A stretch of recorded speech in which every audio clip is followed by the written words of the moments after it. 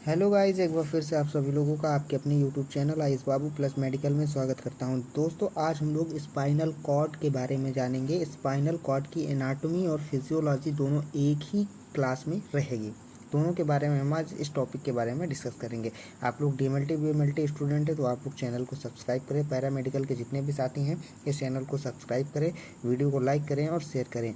और हम अपनी टॉपिक को क्या करेंगे, डिस्कस करेंगे। हमारा टॉपिक क्या है? Spinal cord. स्पाइनल कॉर्ड के बारे में आज हम लोग जानेंगे कि स्पाइनल कॉर्ड क्या होता है। सबसे पहले स्पाइनल कॉर्ड की परिभाषा या डिफिनेशन के बारे में बात करते हैं। तो स्पाइनल कॉर्ड जो होती है एक लंबी नली जैसी नर्वस टिश्यू की संरचना है जो ब्रेन मस्तिष्क का निचला विस्तार है और वर्टिब्रल कॉलम के अंदर सुरक्षित रहती है। ठीक है, स्पाइनल कॉर्ड क्या होती है? एक लंबी नर्वस टिश्यू की क्या है? संरचना है। नली जैसी जो संरचना होती है नर्वस टिश्यू की, वो क्या है? संरचना है। और ये वर्टिब्रल कॉलम में क्या होती है? सुरक्षित होती है। उसके अंदर ये सुरक्षित होती है। यह सेंट्रल नर्वस सिस्टम यानी सीएनएस का महत्वपूर्ण भाग होता है। ये क्या होता है कि सेंट्रल नर्वस सिस्टम जो हमारा होता है उसका एक बहुत ही महत्वपूर्ण भाग होता है। अगर हम उसकी स्थिति यानी लोकेशन की बात करें कि ये स्थित कहाँ होती है हमारे बॉडी में, तो ये या मेडुला ऑब्लिगेंटा यानी ब्रेन स्टेम का निचला भाग से शुरू होकर लैम्बर 1 एंड लैम्बर 2 वर्टिब्रा तक जाती है। ठीक है, इसके नीचे क्यूडा इक्यूना यानी घोड़े की पूंछ जैसी तंतु संरचना पाई जाती है। ठीक है, फिर आगे कह रहा है यह वर्टिब्रल कॉलम रीढ़ की हड्डी की नली के अंदर रहती है। अगर हम स्पाइनल कॉर्ड की बात करें कि स्पाइनल कॉर्ड रहती कहाँ है, तो ये वर्टिब्रल कैनाल यानी रीढ़ की हड्डी की नली के अंदर उपस्थित होती है। ठीक है, यहाँ तक आप लोगों को क्लियर हुआ। फिर हम इसके लंबाई और वजन के बारे में बात करेंगे कि इसकी लंबाई और वजन क्या होता है। पहला हम देखेंगे लंबाई के बारे में। इसकी हाइट क्या होती है? लगभग 42 से 45 सेंटीमीटर तक होती है। ठीक है, वहीं पे अगर हम बात करें तो इसके वजन हमारा कितना होता है? 30 से 35 ग्राम तक होता है। कितना होता है? 30 से 35 ग्राम तक। और लंबाई कितनी होती है? 42 से 45 सेंटीमीटर तक। वहीं पे इसके आकृति शेप की बात करें तो शेप कैसा होता है? बेलनाकार होता है, सिलेंड्रिकल होता है।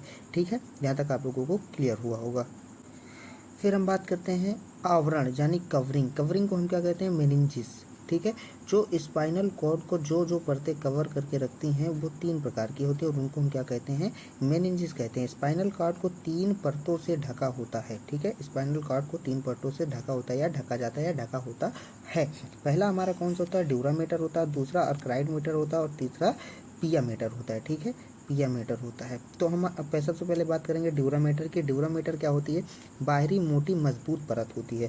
और कनाइड मीटर क्या होती है? मध्य परत होती है। और वहीं हम बात करेंगे पिया मीटर की। जो हमारी पिया मीटर होती है वो क्या करती है? ये भीतरी पतली रक्त वाहिनियों से भरपूर परत होती है। ठीक है, आपसे कभी भी पूछा जाए कि स्पाइनल कॉर्ड में कितनी परतें पाई जाती हैं, उनको क्या कहते हैं? तो स्पाइनल कॉर्ड में 3 परतें पाई जाती हैं, उनको हम क्या कहते हैं? मेनिंजिस कहते हैं। और पहली हमारी है ड्यूरामीटर, दूसरा ऑर्गेनाइड मीटर और तीसरा है पिया मीटर। ठीक है, फिर वहीं बात करें कि इनके बीच सेरेब्रोस्पाइनल फ्लूइड यानी सीएसएफ पाया जाता है जो कार्ड को झटकों से बचाता है। ठीक है, सीएसएफ कहाँ पाया जाता है? स्पाइनल कॉर्ड में पाया जाता है। कहाँ पाया जाता है? स्पाइनल कॉर्ड में। स्पाइनल कॉर्ड की जो मेनिंजिस परत होती है उनके अंदर क्या पाया जाता है? सेरेब्रोस्पाइनल फ्लूइड सीएसएफ पाया जाता है जो क्या करता है? कार्ड को झटकों से बचाता है। झटका लगने पर महसूस नहीं होने देता। सीएसएफ जो फ्लूइड होता है वो भरा होता है तो हमें झटका महसूस नहीं होता है। फिर हम उसके बात करें कि बाह्य संरचना जो होती है, एक्सटर्नल फीचर्स जो होते हैं स्पाइनल कॉर्ड में, 2 इनलॉर्जमेंट विस्तार होते हैं यानी 2 विस्तार होते हैं। पहला सर्वाइकल इनलॉर्जमेंट जिसमें अपर लिम्स को सप्लाई होती है। ठीक है, यहाँ क्या क्या दिया हुआ है? यहाँ दिया हुआ है सर्वाइकल इनलॉर्जमेंट जो क्या करता है? अपर लिम्ब को क्या करता है? सप्लाई करता है। वहीं लोअर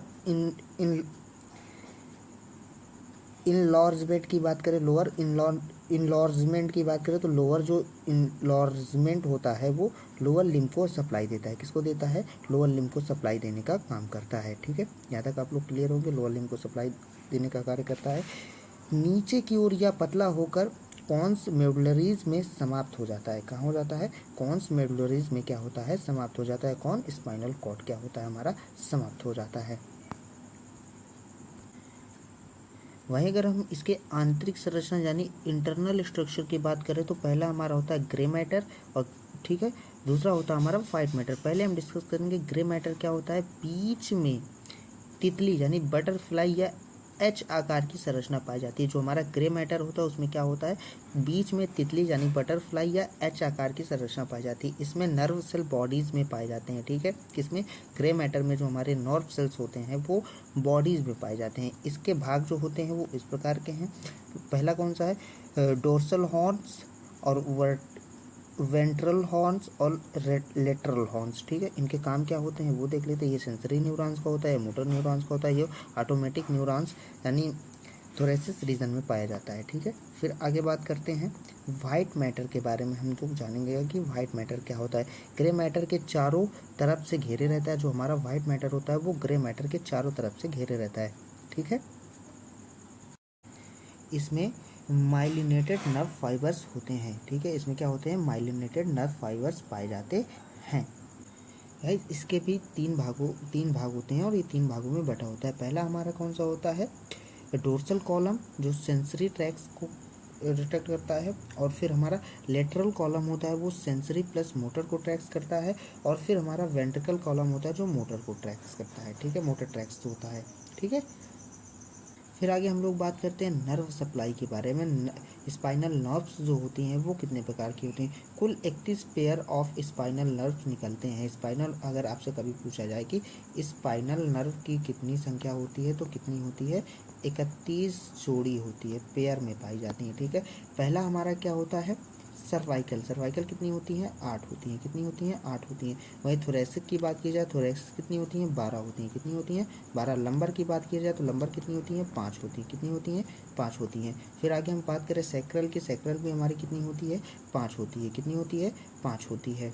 यहाँ पे 5 दिया हुआ है। और कॉक्सियल की बात करें तो हमारी कितनी होती है, एक टोटल मिलाकर हमारी ये 31 जोड़ों में पाई जाती हैं, 31 पेयर्स होते हैं इसमें जो हमारे स्पाइनल नर्व्स होती है, ठीक है।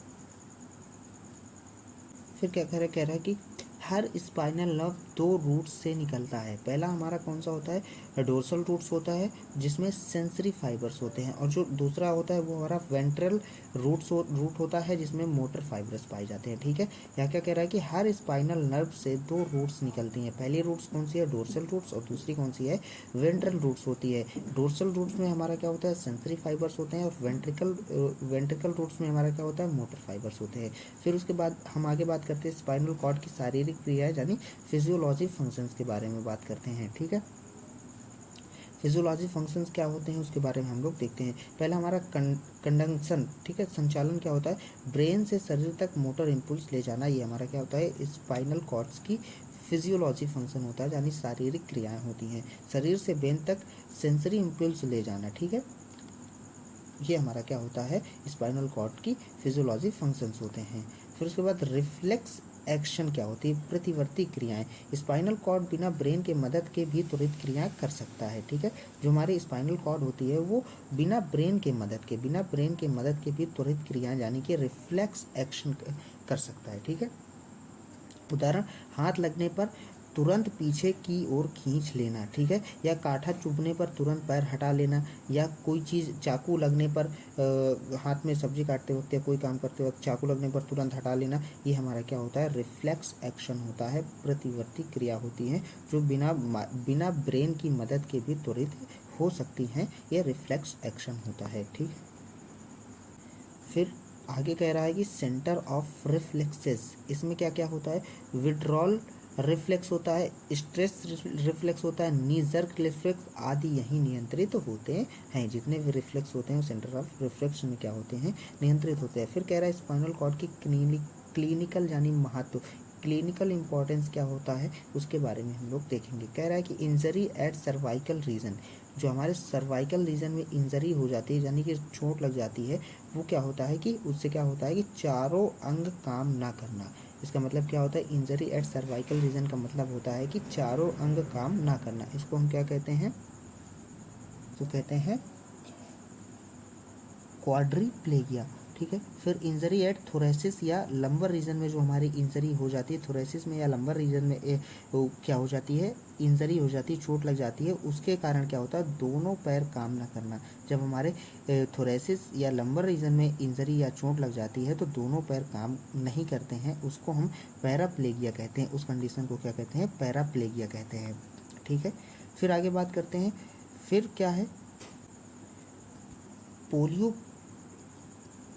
पोलियोमिलाइटिस, ठीक है, क्या लिखा हुआ है, पोलियोमिलाइटिस का मतलब होता है मोटर न्यूरॉन्स का इन्फेक्शन, जिसे हम पैरालाइसिस कहते हैं, उसे हम क्या किस नाम से जानते हैं, पोलियोमिलाइटिस के नाम से जानते हैं। फिर हम स्पाइनल एनेस्थीसिया किस कब यूज करते हैं, लंबर रीजन L3 और L4 में दिया जाता है। जो हमारा स्पाइनल एनेस्थीसिया होता है वो कहाँ दिया जाता है, लंबर 3 एंड लंबर 4 में क्या किया जाता है, स्पाइनल एनेस्थीसिया को दिया जाता है। तो ये हमारे कुछ क्या थे, स्पाइनल कॉर्ड की क्लिनिकल महत्व यानी क्लिनिकल इंपॉर्टेंस के बारे में हम लोगों ने जाना। आई होप गाइज आप लोगों को सारी बातें समझ में आई होंगी। अगर आप लोगों को बातें समझ में आई हो तो चैनल को सब्सक्राइब करें, वीडियो को लाइक शेयर जरूर करें। मिलते हैं अब अगले टॉपिक में, जब तक के लिए बाय।